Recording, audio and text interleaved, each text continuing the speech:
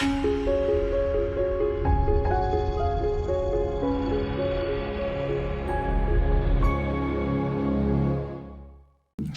Misal bəy, necəsiz? Xoş gəlmisiniz. Salam, çox sağ olun, təşəkkür edirəm. Xoş gəlmisiniz. Yəni, Sağ olun. bizim 2025-in son çəkilişidir, 2026-dan ilk buraxılış olacaq. Bu arada deyim.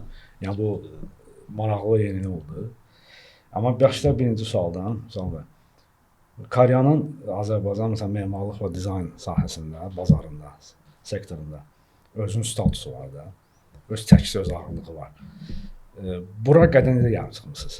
Nə problemlər, necə yeniliklər olub, nə çətinliklər olub? Belə deyək. Çətinliklər indi də var, ilk başda da var idi. Amma bu çətinliklər Azərbaycan bazarına görə deyil. Ümumiyyətcə istehsal olan hər yerdə çətinlik var.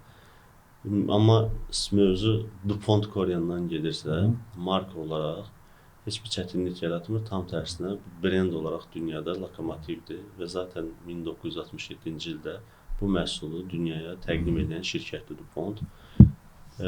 Özü imkan verir ki, şirkət olaraq bütün layihələrdə ən yüksək keyfiyyəti insanlara, müştərilərə təqdim etməyə. O cəhətdən heç bir çətinliyimiz yoxdur. Yaranmış çətinlik sadəcə olaraq insanların orijinal Koreyanla kopyasını ayırmaqda elədiyi çətinlikdir. Deyək ki, belə bir söhbət var. Koreyan üçün deyilən sözlərdən biridir. Bütün uşaq bezlərinə pampers deyirlər. Eyni şey bizim bu Koreyanın da başında var. Çünki orijinal DuPont'un məhsulu olan Koreyan bu işi yaratdığına görə ilk dünya piyasasında Koreyan DuPont'la tanınıbdır və Koreyan adıyla tanınıbdır. Və ondan sonra yaranmış, buna bənzəyən Koreyan kimilər dediyimiz məhsullar, yəni solid surface, səth üzü materiallarının hamısına Koreyan deyirlər. Bu da nəticə etibarilə keyfiyyətlisi, keyfiyyətsizi hamısı artıq Azərbaycan bazarında və dünya bazarında Koreyan adı ilə hallandığına görə çox insan müştərilər, ən əsasda son müştərilər, mənzil sahibləri orijinal Koreyanla bunun kopyasını ayırmaqda çətinlik çəkir. Necə ayırmaq olar bəs? Düzgün əgər satıcıya düzgün təqdim edən showrooma yaxınlaşsalar, bu demək deyil ki, yalnız bizə yaxınlaşmalıdırlar. Sadəcə olaraq işin əhli olunan istənilən Azərbaycandakı istehsalçı, mebel istehsalçıları buna aiddir, memarlara aiddir və dizaynerlər belə düzgün informasiyası olanlara müraciət edəsinlər. Onlar artıq düzgün informasiyanı onlara təqdim edəcəklər. Düzgün informasiyanı əldə etdikdən sonra müştəri özü qərar verməsi çox kömək edir ki, o ayırsın hansı məhsul orijinaldır, hansı məhsul onun kopyasıdır. Belə bir hadisə yaşanmışdı. Sözün açığı mən sizə bir şey deyim. Biz DuPont Koreyanın Azərbaycan nümayəndəsi olmaqla yanaşı, eyni zamanda səth üzəyi dediyimiz akril daşı olaraq Çin markasının da Azərbaycanda nümayəndəsiyik. Bunu yaratmaqda səbəb, deyək ki, biz misal üçün deyirəm, 500 manata orijinal Koreyanın 1 metrəsini satırıq və Çindən gətirilmiş fake məhsullar və çox aşağı keyfiyyətli məhsulu başqa bir istehsalçı Azərbaycan bazarında. Deyək ki, bu Koreyan Bakuda qiymət 500 manatdırsa, biz sizə 400 manata verərik deyə çox aşağı keyfiyyətli məhsul təqdim edirlər. Mən 2017-ci ildə tanış olanda bu məhsulla müqayisə üçün getdim Çinə, baxdım ki, burada 400 manata Koreyana alternativ təqdim olunan məhsulun əsl dəyəri Azərbaycan bazarında satılmalı olduğu qiymət 180 manatdır. Yəni, bu qədər fərqlə, halbuki bizdə alternativi olmadığına görə, bizdə orijinal olduğuna görə alternativini belə çox yüksək qiymətlərə satırdılar. Bunun da qarşısını almaq üçün və ən əsası müştəriyə seçim vermək üçün Çində istehsal etdirdiyimiz materialları da sağlıq sertifikatı və 10 illik qarantiya keyfiyyəti ilə müştərilərimizə təqdim etməyə başladıq. Yəni aradan neçə il keçmiş olur? Bir 6-7 il keçib, hələ indi də Çin malının müqayisəli qiymətinə baxsaq, hal-hazırda 270 manata Çin malı gəlib çatıb, qiymət artaraq. DuPont orijinal mal artıq 700 manatlara qədər yüksəlib. Bunu yaradan səbəblər çox fərqli faktorlar var. Tərkib, marka dəyəri çox rol oynayır burada. İlk öncə onu söyləyeyim ki, biz işə başlayandan bu tərəfə ümumiyyətlə heç müraciət eləməmişdik alternativinə, amma bəzi projelər var ki, onlarda çox böyük büdcə tutur, dövlət layihəsi olsun, özəl layihələr olsun və onları icra eləmək üçün büdcəsi aşağı materiallar lazım olur. Bəli, O demək məcburiyyətdir. deyil ki, keyfiyyəti aşağı məhsul lazımdır. Büdcəsi aşağı məhsul lazımdır və qənaətbəxş keyfiyyət axtarırlar. Və bu zaman müraciət elədik o markalara, alternativlərə. Və hal-hazırda biz təkmilləşdirərək o istehsalçıları, bizim üçün məhsul istehsal edənlərə, artıq insanlara kooperativ müştərilərə yəni əsasda uzun müddət 10 illik, 15 illik qarantiya və sağlıq sertifikatı verə bilən şirkətlər əməliyyata gəldi. Amma orijinal DuPont Koreanın istifadə sahələri hər zaman premium, hər zaman fərqli görünüş və yüksək keyfiyyətlə seçilir. 2016-cı ildən DuPontun rəsmi nümayəndəliyi var bizdə. O zamana qədər biraz çətinliklərimiz var idi, çünki məhsulu fərqli ölkələrdən, fərqli satıcılardan təmin edirdik. Biz 3 il nümayəndə olmadan işlədik. O dediyiniz çətin dönəm həmin dönəm idi. Bəzən aldığımız qiymətdən daha aşağıya satdığımız olurdu. Çünki biz öncədən qiyməti bilmirdik, qiymət təklifini verirdik. Azərbaycanda və yaxud da ki, qonşu ölkələrdən sonra malı təmin eləməyə çalışırıq. Daha baha çıxırdı. O qədər bizə sürpriz olurdu. 3 dənə mövzu var idi ki, bizə sürpriz olurdu. Bir, materialın Azərbaycana daşınmasında bizə sürpriz yaşadırdılar. Hər dəfə fərqli olurdu. Biz də yeniyik, bilmirik, standartlara kilosunu hesablayırıq, amma bu rəsmi gəldiyi üçün fərqli şeylərlə qarşılaşırdıq. Amma stok vəziyyətinə görə bizə satanın qiymət fərqi verməsi var idi. Bir də bilirsiniz də, biz o məhsulları list olaraq aldıq, pagonometrə olaraq satırıq. Bəzən bir list 1 metr lazım olur. Məcbur olaraq 2 list almalı olurdun. Onu da bölüb, kəsib işləyəndə baxırdın ki, nəticədə sən aldığın 2 listin tam işlətməmişsən, amma satdığın zaman metrə ilə satdığına görə baxırdın ki, ziyan elədi. Çətin dönəmlər o idi. Çox şükür o dönəmləri biz 2016-da arxada qoymuşuq. Amma ondan sonra da fərqli çətinliklər var yenə də artıq. Bu çətinliklər həmişə olacaq. Yəni onunla barışmışıq. Ən önəmlisi çalışırıq ki, insanlarımıza məhsulu düzgün təqdim edək, seçim verək. Və onlar düzgün seçim elədikdən sonra qərarı özləri versin. Öz evinə aldığı məhsulun hansı keyfiyyətli olduğunu, hansı marka dəyərində olduğunu bilsinlər. Bu bizə yetərlidir. Yəni ilk böyük məsələn çətinliğiniz oradan başlayır. Yəni neçə ildir artıq bazardasınız da, yəni artıq o çətinliklər belə deyil, geridə qoymuş, amma bu indiki çətinliklər başqa çətinlikdir də. Mən belə indi çətinlik müştəri iləndir. Müştəri ilə problemimiz var. Məsələn mən Elvinlə biz interyer dizayner idik ya, bu sahədə bizim müştəri ilə çətinliyimiz tamam fərqlidir. Sizcə də mən bilən tamam fərqli ola bilər. Yəni daimi müştəridən işləyir. Hər cür xüsusiyyətdə psixologiyada insanlar gəlib gedir. Məsələn, qiymət problemi yoxdur. Əvvəldən ödənişini edir, keyfiyyətinə də söz yoxdur Koreyanın.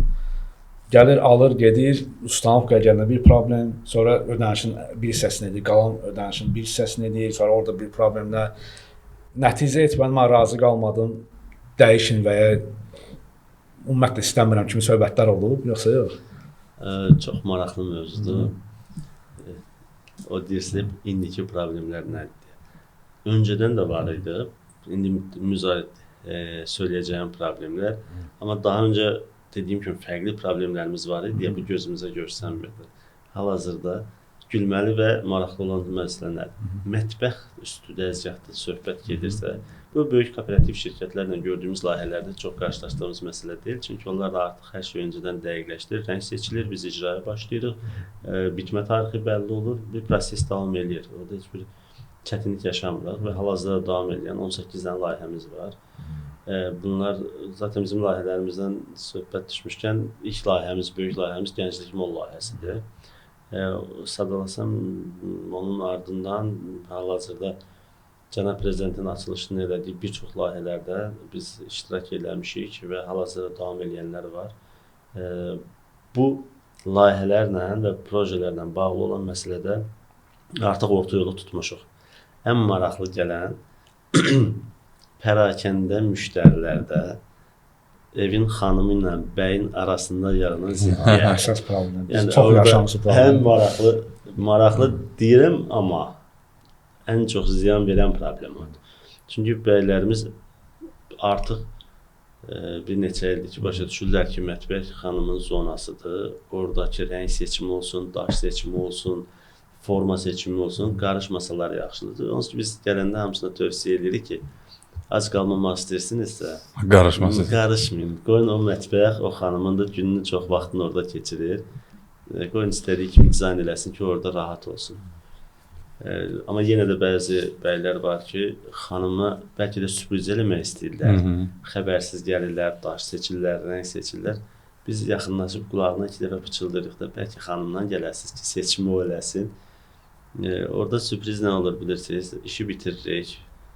Ödənişin yarısını almışıq və yaxud da hamısını almışıq. Bir də xanım gəlir ki, mən bunu bəyənmirəm.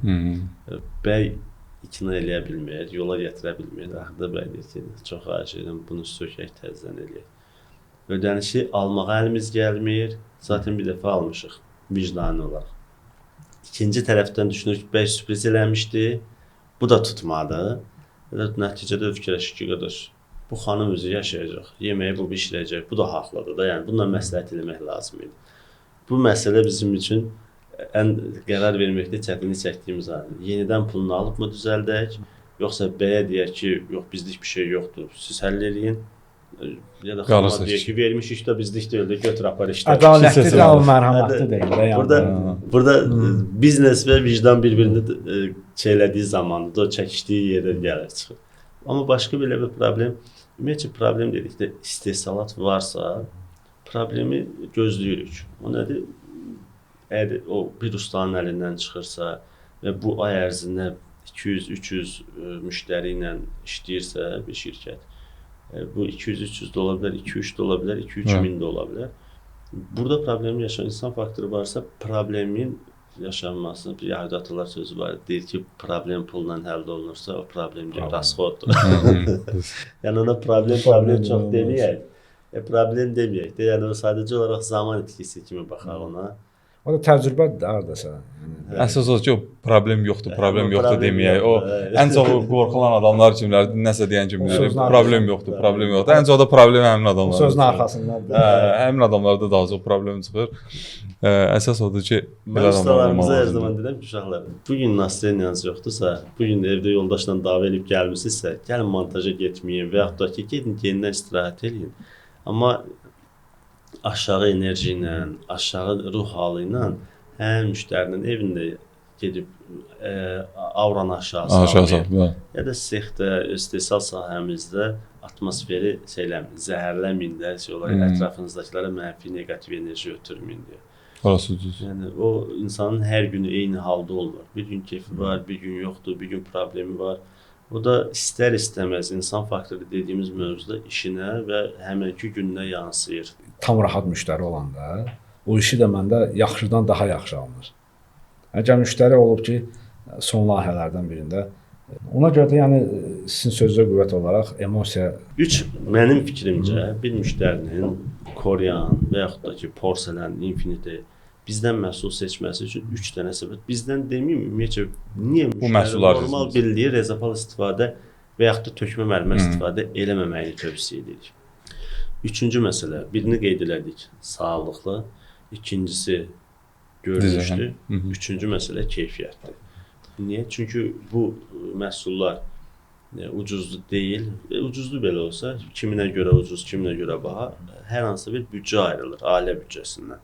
Bu da ən azından bunların ev sahibinin bu məhsuldan bezəcəyi müddətə qədər buna xidmət eləməlidir.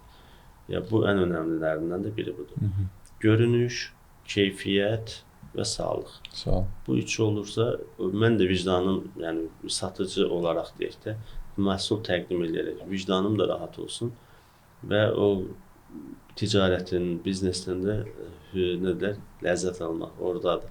Çünki biz 2013-cü ildə başlamışıq, indi 2016 gəlir, bir-iki günə də 13 il. 2026.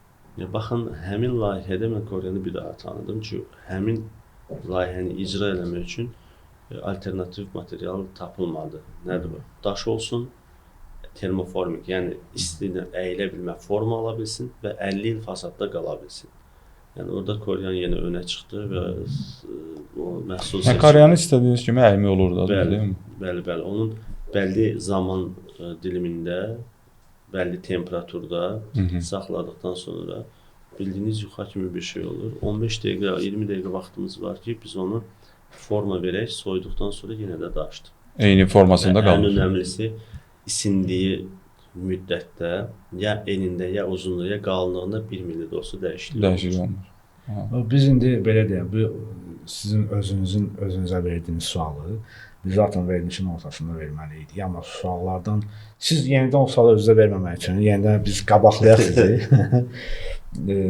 Belə deyim. Birinci mən sualım odur. Vətəni aradı. Və neçənci il 67-ci ildə yaranmasını bilirik. Keyfiyyət də bəllidir. Vətəni aradı. Azərbaycana bəlli məsələdir ki, siz gətirmisiniz distributor olaraq. Yəni vətəni aradı. Ən çox istifadə olunan ölkələr hansılardır? Mən çünki yəni belə deyək də, Çindən istənilən məhsul istifadə gəlir. İstənilən, nə bilim adi dırnaqdan tutmuş, nə bilim avtomobilə qədər, təyyarəyə qədər artıq peyklərə qədər Çində istehsal olunur. Çin məhsulu keyfiyyətsiz məhsul kimi fikirləşməyən, düzdür, keyfiyyətsiz məhsulları da var, keyfiyyətliləri də var. Amma mənə maraqlıdır, Koryanın vətəni aradı. Tam bir dənə bundan geniş verərdiniz və qalan suallar artıq demək olar ki, yəni Koreyalı. Hər kəs elə düşünür, amma Koryan Amerikalı. DuPont kimya laboratoriyasındadır və New York DuPont firması fransız əsilli Amerikaya köçmüş böyük ailələrdən DuPont ailəsidir. DuPont New York kimya laboratoriyasında istehsal olunur məhsullar və bu məhsullar dünyanın ən çox istifadə olunan ölkələrdirsə, ümumiyyətlə dünyada top 1-dədir satışına görə. Ondan sonra alternativlər, hansı ki, onlar da ikinci və üçüncü yer paylaşan firmalar da dünyaca qlobal markalardır. Amma dünyada birinci yerdə DuPont Koryandır, Amerika brendidir, New York kimya laboratoriyasında istehsal olunur. Buradan da dünyanın hər yerinə paylanır. O cümlədən də Azərbaycanda da biz onu 2016-cı ildən artıq rəsmi olaraq gətirdiyimizə görə Azərbaycanda 2016-dan da öncə rəsmi və qeyri-rəsmi bilmirəm, Azərbaycanda nümayəndəlikləri olub. Bir çox layihələr də Azərbaycanda icra olunub. Bu məhsul axtarılan məhsuldur. Yəni belə deyim, memarlıq və dizaynlarda bu məhsul ehtiyacdır. Çünki səbəbləri forma vermək olur, uzun müddətli qarantiya vermək olur və sağlıqlıdır. Bunun tərkibindəki akril, estetik blomb, dişlərin estetik blombunu stomatologların istifadə elədiyi akrillə eyni tərkib. Yəni bu da imkan verir ki, ürək rahatçılığından həm interyerdə, həm klinikalarda, laboratoriyalarda və mətbəx üstü dəzgahlar, hamam otaqları, məlumat masaları, otellər, qapı kənarları və fasada qədər. Yəni eksteryer və interyerdə və həssas layihələrin hamısını istifadə etməyə imkan verir.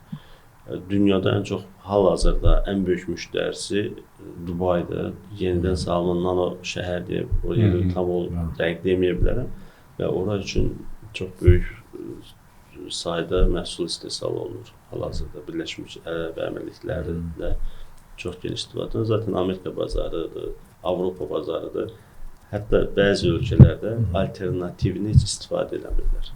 Ki, bir mənalı olaraq, yəqin ki, o ölkənin maddi gəlir rifahından bağlı bir şeydir ki, onlar da alternativini heç ehtiyac olur, sadəcə DuPontdan davam edirlər. Sağ olun. Ümumiyyətlə, nəyə soruşmaq istəyirəm, həm də memar dizaynerlərlə işləmək, yəni sizin işinizi asanlaşdırırmı, yoxsa daha, belə deyim də, çətin vəziyyətə salırmı? Yəni seçim falan belə şeylərdə daha çox köməkliyimiz olur, yəni bizim sizə, yoxsa siz ondan çox da məmnun olmursunuz? Yox, mən sizə bir şey deyim. Mən istehsalçıyam. Müştəri də belə deyir, tükəticidir sonuçda. Amma bizim bir-birimizi başa düşməyimiz üçün mütləq ki, bizə bir memar ehtiyacdır. Niyə? Baxın. Biz bu məhsulumuzu tanıyırıq. Müştəri də istəyini bilir, amma biz onun zövqünü bilmirik. Biz öz məhsulumuzu, ona görə hər dəfə mənə müştəri deyəndə ki, rəng seçiminə kömək elə. Mən deyirəm ki, bax, əgər mən rəng seçə bilsəydim sizin üçün, mən 2 rəngdə, 3 rəngdə gətirərdim, hər kəs üçün onu seçərdim. Hal-hazırda stoklarımızda yüzlərlə rəng var və bu sırf bizim sizin nə seçəcəyinizi bilmədiyimiz üçün gətirir də bunları, o seçim imkanını verməliyik. Ona görə memar və dizaynerlərin bizim işimizdə, yəni belə deyim, bizdən çoxdur payı. Çünki son müştərini məmnun eləmək, biz ancaq texniki olaraq işi düzgün montaj eləməklə, ona qarantiya kağızı verməklə məmnun edə bilərik. Bayaq sadaladığımız 3 nüans var idi. Görünüş, keyfiyyət və uzun müddətli sağlıq. Biz o ikisini verə bilərik. Sağlıq sertifikatlarını və keyfiyyətli iş verə bilərik. Amma vizual görünüş, hansı ki demək, xanımlarımız üçün, ev sahibləri üçün birinci olan məsələni bizim memarlarımız onlara kömək edirlər. Yəni, məsələ odur. Daha çox işləmək, xanım memar dizaynerlə işləmək rahatdır, yoxsa bəylərlə? Yəni, bu nüanslar sifarişdə təbii aydın məsələdir. Xanım daha çox üstünlük təşkil edir. Mənim qəsdi qərəzliyinizlə. Həmən xanım dizaynerlərdə və ya bəy dizaynerlərlə niyə qarşı-qarşıya qoymağa çalışır? Özümüz qarşı-qarşıya durmuşuqlar görə, yəni belə deyək. Zaman. İstəyirik barışdırasınız da, yəni belə deyək. Məndən soruşsanız, bu bilmirəm nə qədər doğrudur, nə qədər yanlışdır. Xanım müştərilər bəy dizaynerlərin fikrindən daha tez razılaşırlar. Bəy müştərilər də xanım dizaynerlərin fikrindən tez razılaşırlar. Bunun səbəbini tamaşaçılar qeyd eləsin deyədir, mən bilmirəm. O müəyyən qədər əks cins söhbətidir. Yəni məsələn bizə onu baxırsan da qıraqdan müşahidə edirsən. Məsələn xanım dizaynerlər işləyənlər və yaxud da tanıdıqlarımız məsələn bir o həmin dediyin söhbətdə, yəni ki, bəylə işlədiyi halda daha rahat. Çünki müəyyən qədər o müştəri də, yəni bəy olduğu üçün qarşısındakı xanımdır. Ona bir sözü deyəndə o müəyyən bir söhbətlər var da, həm belə deyim də biraz müəyyən qədər utanma, çəkinmə, belə ki, yəni daha bir də var ki, məsələn mən deyəndə onu biraz o fərqli yanaşır da. Məsələn mən belə biraz səmimiyyət yaranır, səmimiyyət yaranır, belə deyə bilər ki, bunu başqa vaxta saxlayaq, falan yerə gedirəm, amma məsələn xanım onu deyə bilmir. Düşünür ki, xanım xeyr, buna zaman ayırırsan. Bəli, zaman ayırırsan. Bəli, oğlan olanda biraz yəni dəyişir də, yəni tema dəyişir də. Deyir ki, bunu başqa vaxta saxlayaq, falan vaxt eləyir. Bizim soruşsanız kimlə işləmək rahatdır? İşi bilənlə. İşi bilən, əsasdır. Heç yəni bəy və xanım dizayner söhbət deyil. İşi bilənlə işləmək qədər rahat bir şey yoxdur. Yəni sadəcə olaraq belə deyim, işi bilmədiyi halda maksimum çalışırıq ki, düzgün istiqamət verək ki, təcrübəmizdən, yəni bir dizaynerlik qabiliyyətimizdən irəli gəlmir, təcrübəmizi istifadə etməyə çalışırıq. Amma işi bilən olduğu zaman biz belə bir işdən zövq alırıq özümüzdə. Çünki işin sonunu, nəticəni, gözəlliyi görəndə çəkib onu özümüz paylaşmaq istəyirik. Onu ayrıca daha professional çəkiliş komandası göndərmək istəyirik.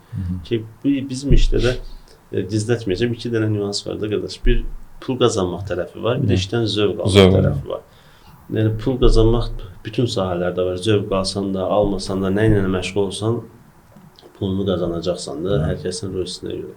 Amma zövq almaq məsələsi, yəni artıq sənin hobbinin bir parçasına çevrilir sənin işin. Bax, biz hal-hazırda komanda olaraq düşünürük ki, bizim işimiz bizim hobbimizdir.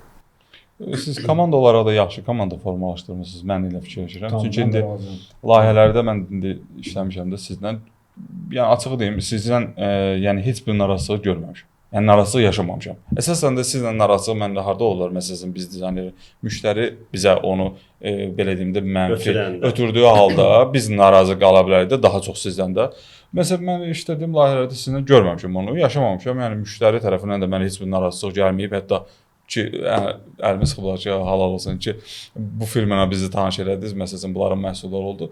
Yəni daha çox insan özdə zövq alır. Həmişə istəyirsən ki, qarşısındakı sənin yanaşması necədirsə, sən də o müsbəti müştəriyə ötürsən və yaxud da ki, müştəri ilə münasibətdə əsas odur ki, sabahları bizim müştəri ilə məsələn münasibətimiz pozulmasın. Ona görə də sizin məsələn o yanaşmanız da mənə daha çox xoş gəlir həmişə. Təbii ki, keyfiyyət də öz yerində deyil. Keyfiyyət əladır, yəni heç bir problem yoxdur o cəhətdən. Ən önəmlisi müştərilərimizə təhvil verdiyimiz hər bir malın bu hansı segment məhsul olmasından asılı olmayaraq premium məhsul da ola bilər, orta segment məhsul da ola bilər. Yəni müştərinin alıcılıq qabiliyyətini nəzərə almadan verdiyimiz bütün məhsulların şirkət olaraq arxasındayıq. Bu 2 illik qarantiyadan söhbət getmir. 10 illik minimum müştəri üçün verilmiş qarantiya 10 ildən başlayır və bizim Koreyan üçün bir sloqanımız var da, ömür boyu qarantiya veririk deyə.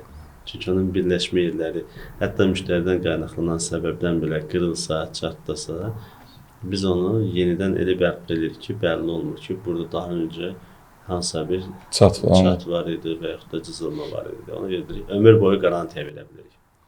Koreyan cızılır, cızılmır. Nə gözəl sual, nə gözəl sual. Bax, bu sualı deyir, gəlin bunu biz sonra xəbərlərdə də yayırıq. Çünki qlobal bir sual da bu, ona görə. Bütün sosial şəbəkələrdə xəbər portalının başlarında.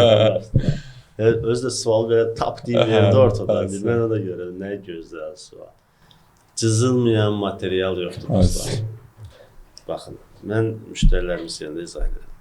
Hansı məhsulu deyirsinizsə, istər porselen, istər kvars, istərsə də Koreyan. Hər üçü cızılır.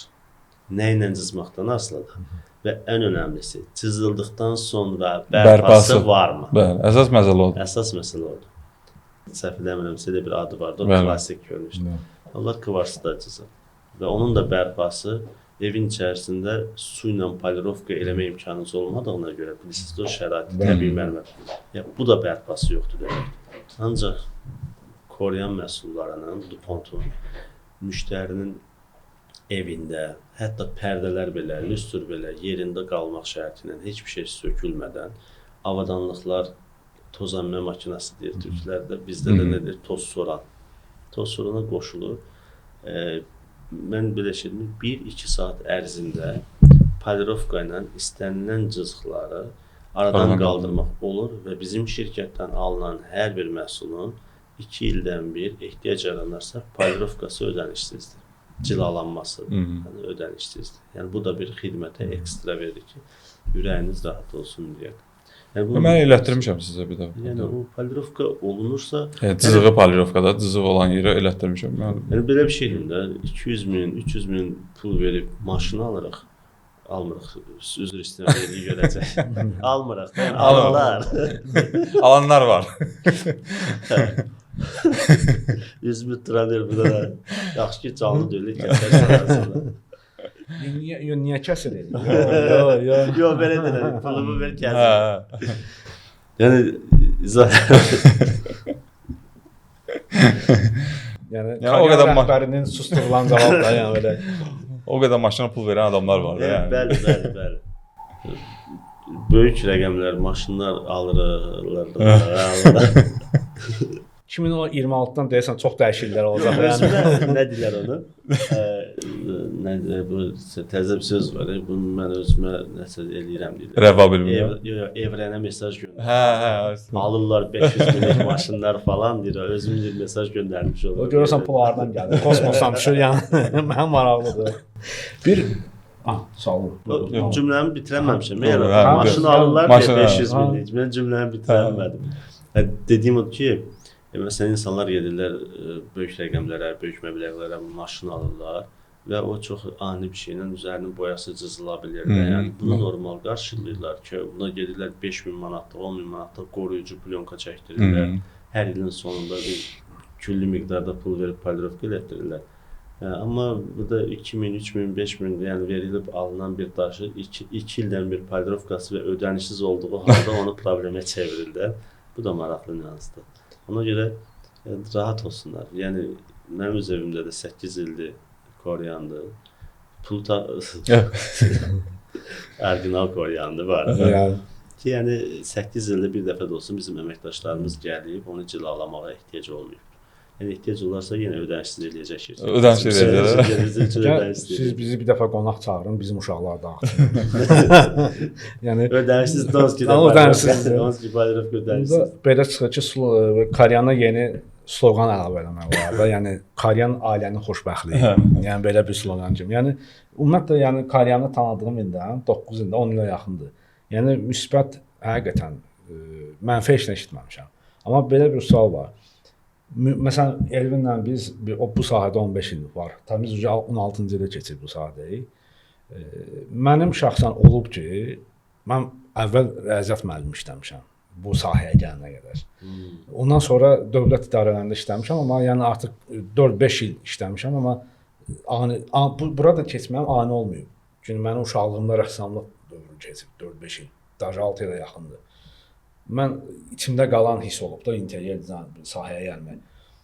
Amma işin içində olub 15 ildə. Ki mən bu sahənin daşını atmaq istəmişəm də, yəni bir dəfəlik. Və bu 12 illik təcrübənizdə 2013-cü ildə olub sizə elə ki, yəni bunu başım buraxıram, keçən başqa sahəyə və ya biznes sahəmi dəyişirəm. Zaman-zaman o bayaq qeyd elədiyim kimi ruh düşkünlüyü, o istehsalatdan və yaxud da ki, işimdən qaynaqlanmır. İnsanda olur da bəzən özdə mən biraz ziqzaq qərarlar verən bir şəxs olaraq zaman-zaman fərqli qərarlar verməyə cəhd eləmişəm ki, işi başqa yerdə qurum, başqa iş qurum, paralelində dəfələrlə işlər qurub batırdığım da olubdur. Növbəti podkastlarda batmış bizneslər mövzu açsaz gələrəm. Var, artıq var. Batmış bizneslərdir. Olur, o mənim xarakterimə bağlı bir şeydir. Yəni amma mənim elə düşünməyim satdığım məhsulun məni incitməyindən bağlı deyil. Bu məhsul əksinə zaman-zaman hər kəs dediyiniz kimi də bezirəm deyəndə, amma icra elədiyimiz işlərdə nəticəni görəndə işə bir daha bağlanıram. Komandamı daha çox istəyirəm. Onların icra elədiyi layihələrin cənab prezident açılışına gedir, bir qürur hissi yaşanır. Və dəfələrlə geri nə yaxşı ki, bu işdən başlamışam deyə. Mən də siz qeyd edədiyiniz kimi özümə fikirləşirəm. Mən əgər bu işi görməsəm nə iş görərdim? Özümü bufer ustası kimi görürəm. Niyəsə? Çünki məndə də uşaqlıqdan konstruktiv qabiliyyətlər var. Bu televizor kənarından çıxan ağ qubqalar, xaladeniklərini çıxarıb, onlardan gəmi düzəldirdim, onlara motor qoyurdum. 500 minlik maşınlar. Yəni belə şeylərlə maraqlı olmuşam deyə. Yəni özümə sual verirəm bəzən. Mən əgər bu işi görməsəm nə iş görərdim? Özümü bufer ustası kimi görərdim. Plasması əyib formaya zatsam, o işdən zövq alardım. Nədir ki, qırılmış bir şeyi bərpa eləyim. Gəldim, elə də nəticə etməni bir-birinə oxşayan bir işdən məşğul oldum. Ümumiyyətlə insan gərək zövq aldığı işi görsün. Zövq aldığım işi oldu. Azərbaycanda o biraz problemdir. Yəni pis mənafə tərəfdən demirəm. Yəni biz ictimai tərəfdən deyirəm. Yəni mən sabahları yeni bir şey eləsəm, başlayacaqlar baltalamağa. Bu hardan çıxdı? Bu niyə belə oldu? Düzdür, mən indi elə şey fikir verən adam deyiləm. Yəni xalqın uşağı sərvəti var da. Yəni məsələn filankəs mən orta məktəbdə oxuyanda universitetdə hazırlaşan vardı. Filankəs hüquqşünaslıq edir. Filankəsin oğlu həkimdir, filankəsin gəldi. Uşaqlıq travmalarımız. O qədər, o danışlar, yəni bəlkə də mən bura artıq 44 yaşım var, harda olacağım belə travmaları köklənsəydim, bilmirəm. Hər il bir qohuma oxşamaq lazımdır. Yəni kim qabağa gedirsə ona da. Hər il biri gedir daxı. Üniversitet imtahanı olurdu. İqtisadın tutaq ki, hansısa yüksək buna qalası olsaydı, oxuduğumuz 11 il müddəti hər ilin sonu başqa ixtisas seçməli idik. Amma ən əsası ixtisas seçimi olsun.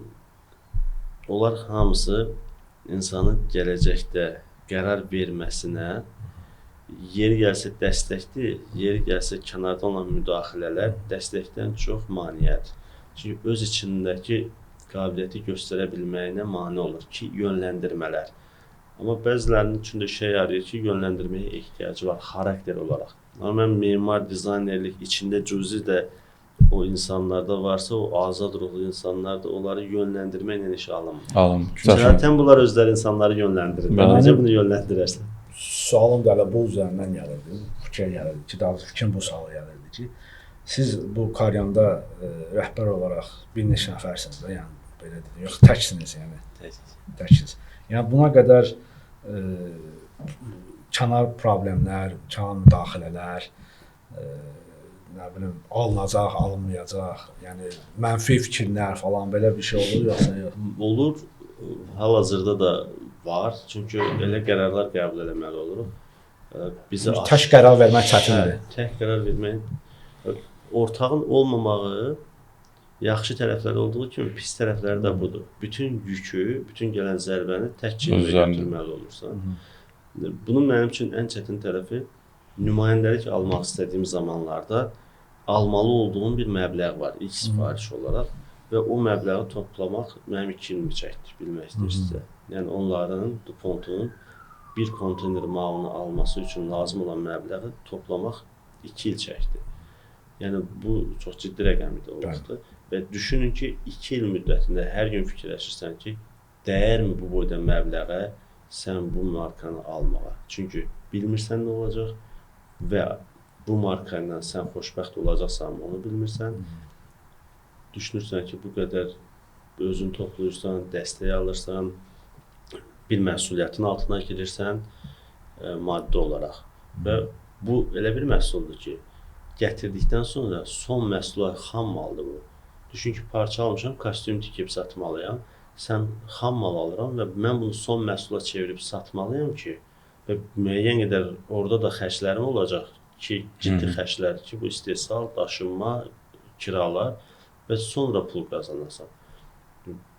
Fikrim çətin qərardır. Həmin qərar həyatını etkiləyəcək qərardır.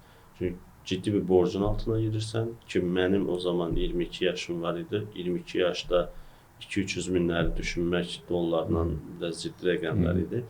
Və onu fikirləşirsən və gözü qara olmalısan orada ki, bu qərarı az öncə dediyiniz o yönləndirmələr, o qədər yönləndirməmələr var idi ki, çəkil, ehtiyac yoxdur, xırda-xırda al buradan, oradan, bazarda olan markalardan istifadə elə. Nə ehtiyac var ki, bu qədər məsuliyyətin altına girsən, zaten bazarda alternativləri var bunun. Sifarişi götür, istehsal elə, sat, heç bir maddi şey olmadan. Amma biz o qərarımda dediyim kimi şey qərarlar, radikal qərarlar verdiyim çox olubdur. Bunun hardasa 20%-də uğursuzluq olduğunu düşünürəm, amma 80% qərarlarımız uğurlu olubdur. Və onlardan birisi də DuPont Koreyanın Azərbaycan nümayəndəliyini götürməkdir. Bu 80% elə çox böyük oldu. Yəni şans desək adını, şanslı, bazar araşdırmasına uğurlu desək, bəlkə də odur. Amma şükür edirik ki, qərarlarımızın 80%-də uğurlu olub. Bu günə qədər, indən sonraki qərarlarımızı Allah yardımcımız olsun. Belə deyim də, bu risk, elədiyiniz risk, çox böyük riskdir. Bu ilkin başlanğıcı olub. 2025-dən böyük risk olub səncə? 2025-də ən böyük risk. Artıq belə bir şey deyim, nəsə. Böyük risk artıq şey məsələsi deyil. Bazarda siz kifayət qədər oturmusunuz. Təbii ki, bundan sonra da inkişaflar olacaq, Allahın izni ilə. Hər il yeni bir həyəcan axtardığımıza görə bu ilin öz riski var. Yeni bir markaya yatırım eləmişik. Bu podkastdan flash da yeni xəbərdir. Şok. 2026-nın siz necə ki bizim bu çəkilişimizi gələn verəcəksiniz. İlk buraxılışı bağlı. Biz də ilk buraxılış kimi də gələn ilin ilk buraxılışı. Gələn ilində ilk ölkəmizə yeni brendi bizim olacaq. Artıq mallar hazırlanıb, yüklənib. Bayramdan sonra Azərbaycana gələcək. Bu təqdimatlar yəqin mən də varam da, yəqin gördüm. Əlbəttə ki, hal-hazırda showroomda o marka üçün yer ayırırıq. Ortalama 500 kvadratlıq yer ayırmışıq o markanın təqdimatına. Bu arada biz məsələn qeyd edim ki, unutmadan YouTube kanalına məsələn gedəndə Karyanın linki, yəni o YouTube kanalında aşağıda olacaq. Yəni dinləyicilər girib, yəni zaten tanıyan tanıyır, yenidən tanıyacaq. Yəni o belə deyək, sualım var indi. Bəlkə sən bilirsən, amma sualı sonra davam edirəm. Yəni bu 2025-ə mən məsələn siz o məbləği deyəndə 22 yaşında məsələn çox ciddi yaş da, yəni çox gəncdir gənc yaşları idi. Məbləğ də o yaşın çox ciddi bir məbləğ idi. Yəni 200-300 min arasında dollardan kifayət qədər bir böyük məbləğdir də. Yəni altından da şuralara çıxa bilmirsiniz. Bu da yəni sizin Allahın birinci verdiyi nemətdir. Çünki onun hər adam altından çıxmaz və sözsüz ki, səbəb olaraq da Allahın sizə verdiyi bacarıq, qabiliyyət, düşüncə olub. Yəni yenə də bu 2025-2024 ən ciddi riskləriniz nə olub? Mən məsəl üçün çox şirkət var ki, şirkət baxır brenddir. Güclü bir şirkətdir. Müəyyən müddət işləyir, amma altından çıxa bilmir. Dayanır. Yəni şükür Allah sizdə davamiyyət var. Pilosa 2006-cı ildə yeni illər olmalıdır və inşallah da o təqdimatda da sözsüz ki, iştirak edir və məlumatı çünki yəni biz zaten ötürəcəyik, biz zaten işləyəcəyik. İnteriyer dizayn var cəmiyyətdə. Mənə maraqlıdır. Ondan sonraki ən ciddi risklər o 2025-ə qədər və 2025-də son olmaq şərtilə nə cür ciddi riskləriniz olub? Mənə maraqlıdır. Yəni mən özüm də mən baxmayaraq ki 44 yaşım var, mənə maraqlıdır. Yəni çünki özüm də bir növ istifadə etməliyəm. Bu illərə bölərək yox, amma zaman-zaman yaşanmış çox ciddi həyəcan, stres keçirdiyim yerlər olur. Bir dəfə bir müştəridən sifariş almışıq.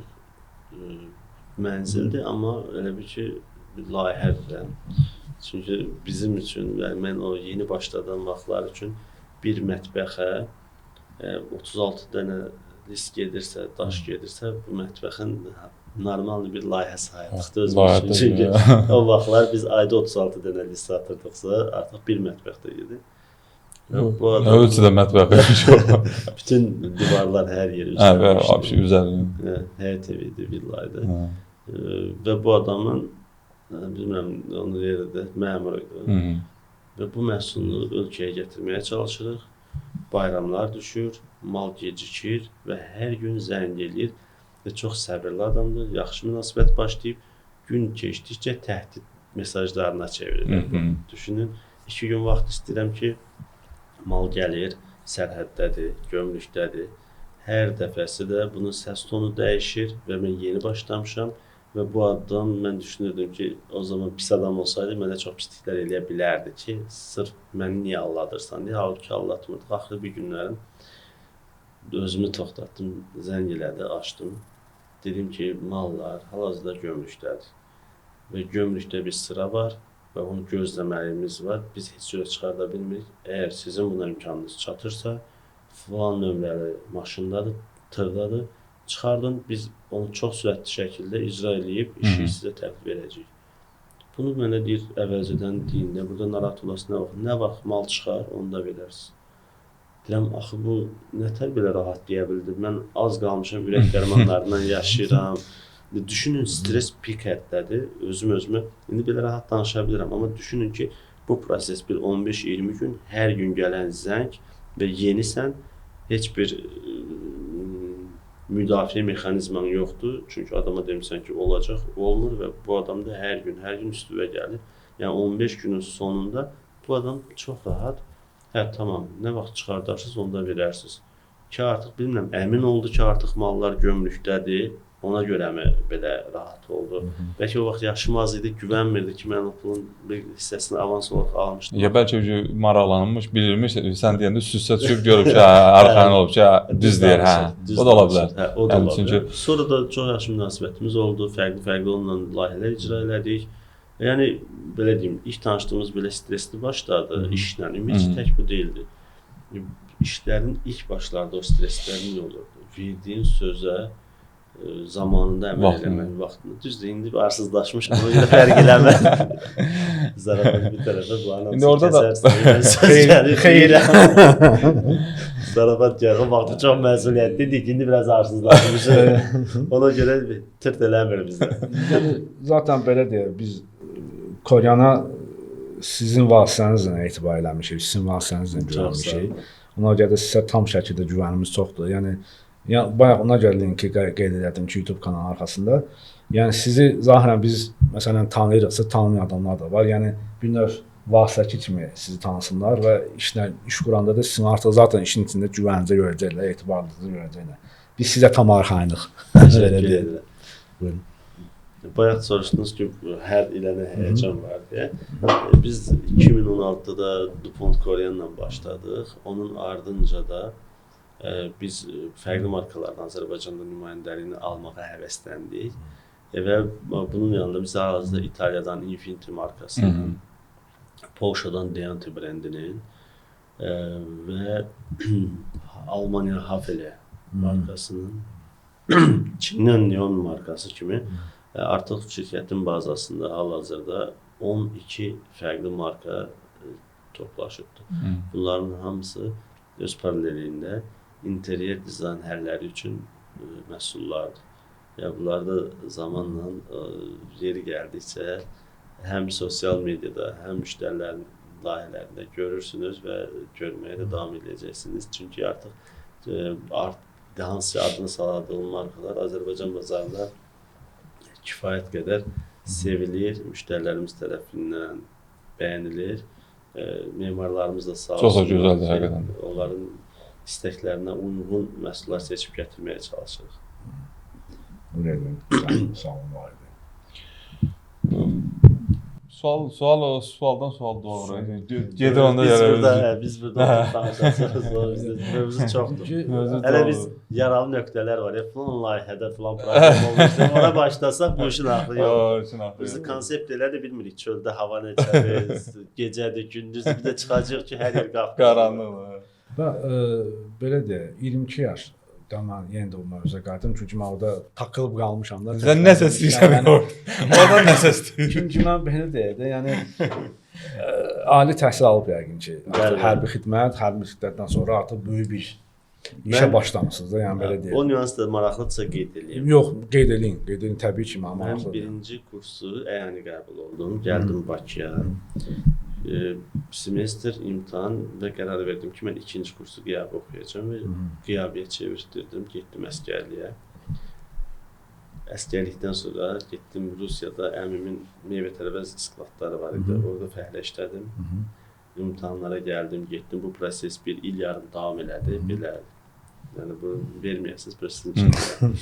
Belə, orada fəhlə olmaqlarına görə demirəm. Sadəcə olaraq bunu daha rahat yayarım. Çünki fəhləliyim orada bitməyibdir. Sonra gəldim Azərbaycanda Colgate, Palmolive, diş pastaları firmasında fəhlə olaraq başladım işə.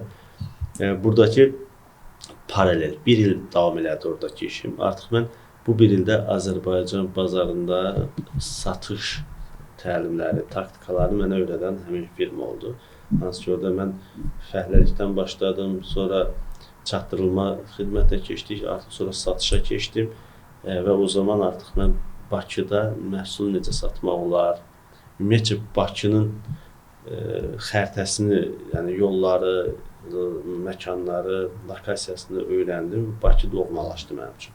Mən rayonda doğmuşam, rayonda böyümüşəm, Bakı həmişə mənə ürkütücü gəlirdi, heç yer, tanımadığın yer həmişə ürkütücü gəlirdi. O, burada işlədiyim müddətcə ki, tanımağa başladım şəhəri, tanıdıqca, belə deyək, sevməyə başladım.